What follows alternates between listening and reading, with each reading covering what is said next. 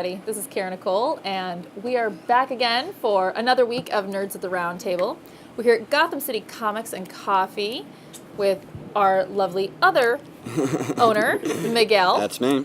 And our great new guest, Ben Glendenning. So why don't you tell us a little bit about yourself, Ben? About myself? Well, I'm an Arizona local here, and I've been self-publishing since high school, which goes back quite a few years.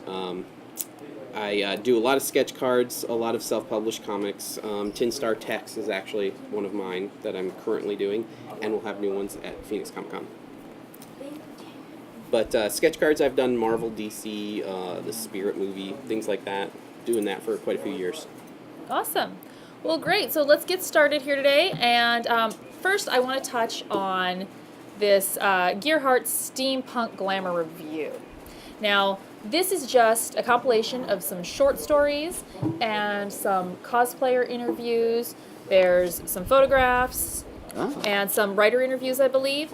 So this is definitely something to pick up and take a look at. Did you guys both take a look at this? I took a look at it, and it is definitely it's something different that you really never see magazines do, or comic book in general, of focusing on cosplayers, and more specifically, steampunk cosplayers. And there's boobies. Yeah, of course. What I found interesting is that even in the comic community, a lot of people don't fully understand the steampunk movement. Mm-hmm. So to have something like this as a resource is just kind of interesting. I agree. So that's that. Pick it up at your local comic book store or Gotham City Comics and Coffee. Now, Ben, what did you read for us this week? I read from IDW Transformers More Than Meets the Eye, which they've now got two different titles that kind of cover the whole universe of Transformers. This one has Rodimus Prime and his crew kind of on a quest, and it's just very different because, you know what, and I can't even think of the writer's name offhand. It's James Roberts and Alex Milne. And they do a really good job. The art is actually really, really good. It actually looks like they're alive instead of really kind of dry stuff they've had before. And then the writing style has this, they're kind of blurring. There's no more evil and good. There's just gray areas finally. Uh-huh. And it's kind of interesting to see that. And then the scripting is just like, it's like Joss Whedon does Transformers. It's just kind of interesting that way. There's the banter and the characterizations are just like, killer. It's kind of interesting. Well, I really liked that they had emotion and they have feelings. There was one scene in there where he's saying, he's hurting me. You know, you're hurting me. Mm-hmm. And you think of them, they're robots, but you're hurting me. And there was actual emotion in their face. So yeah. I really liked that, and I have to agree with you on the art and the way that the writing was put together. I think one of the best things that they're doing with the new Transformer stuff is they're not having it jumbled by all the past continuity that has gone on in all the other books, where there hasn't been any kind of continuity or timeline. It's just been in different time periods of all the Transformer stuff, so you never know what's actually worth reading. And what's nice too is this is only the third issue in, and they're already building onto a lot of different new mythology, like the Spark Eaters and things like this. I'll leave that for you guys to read, but there's just some interesting nuances in mythology they're putting into it. Now, I read Saga. This interested me. I'm glad I picked it up. This you must be 18 or older to read. I did like the art. I thought that the art was very well done, and there's a baby breastfeeding on the cover. This story is actually done from the point of view of this child. So I thought that was very interesting. You open it up, and you're in shock. She's giving birth. And this baby, she talks about her parents. She's watching her parents. But you're seeing it sort of, it was interesting. It was like sort of through her perspective. Yeah. These are my parents. This is my family. I saw a lot of social nuances in it. A lot of things you would see people in public saying, the way that they feel about this, a lot of, I don't want to use the word propaganda, but I guess I see a lot of people say, I'm different, I'm not like everybody, but they're all the same people doing it.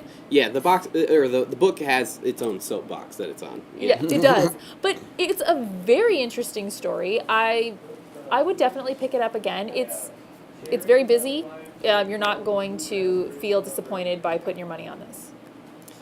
For myself, I'm not really gravitated towards those type of stories, although it did start out really kind of interesting and everything, and it kind of was building on itself kind of in a natural way. and then it just kind of took a twist in this, and it kind of went overboard. It just kind of, it jumped the shark for me. It jumped the shark already? It did, right in like mid-issue, actually. Okay, It Miguel? kind of jumped for me. I gotta go with Ben. It just really wasn't feeling it. Breastfeeding on the cover kind of disturbed me a little too. You know what it is? Kind of awkward. It's And kind of awkward on the cover. From a writing standpoint, it just seemed like there was conflicting ideas. Like he's just trying to throw everything in there, and they just kind of conflicted against each other. See, and I agree with you both, but I think I will give it a chance. This is the first issue, so let's see what we got going on a little bit more in the future. All right, Miguel. I read Batman and Robin issue number 7. This ends the first story arc in this book, which has actually been my favorite of the Bat titles. It's been probably the lesser known one out of them all, I think next to Detective, but my whole thing of it is I've always been a Batman and Robin fan. Batman has always needed Robin. There's always that balance of the light and the dark. Right. Always a great dynamic. But now it's even more interesting because now it's Bruce and Damian, his actual legitimate son. It's not his ward or an adopted son. It's actually his son. So there is a lot more caring in Batman. There's that extra, because before it's, yes, he's still... Added to that, though, there's more frustration from his Oh, end, yes, too, because... which is, that's where I find it interesting. Oh, yeah, because he doesn't have control over Damian. Damian's not following every little thing that Batman says because... A child follow his parents' every wish and whim? I couldn't imagine raising a 10-year-old that has been trained by the League of Assassins to kill people. See, and I hadn't kept up on it, but when I saw Damien, I'm like, wow, what is he, 4? And you're like, he's 10. I'm like, oh.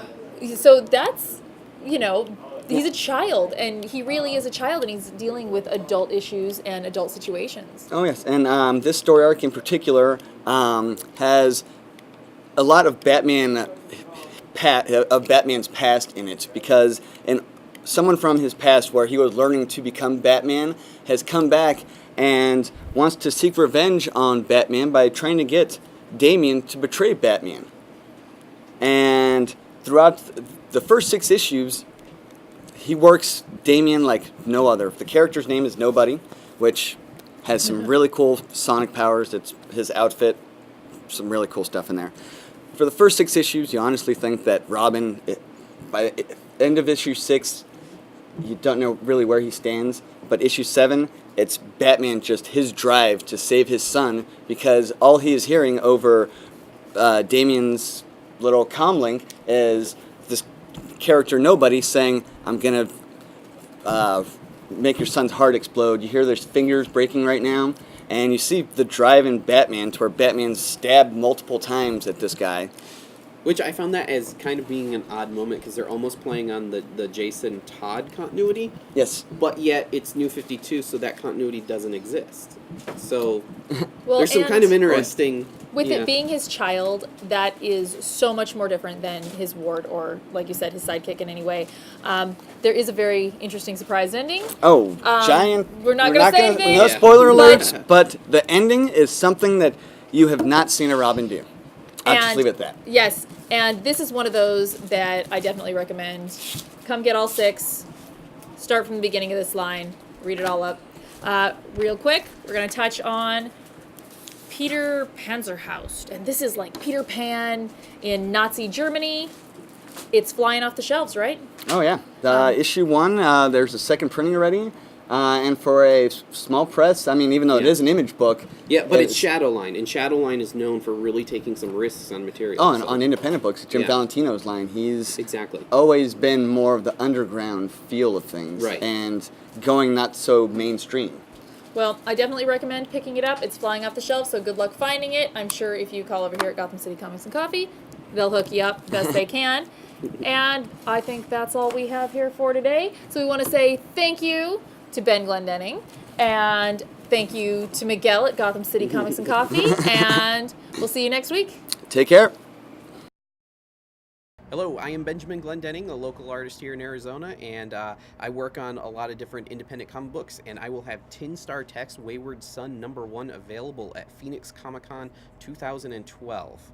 And this here is just a preview of the original issue that I put out, which is extremely rare, but you'll get Wayward Son #1 at Phoenix Comic Con.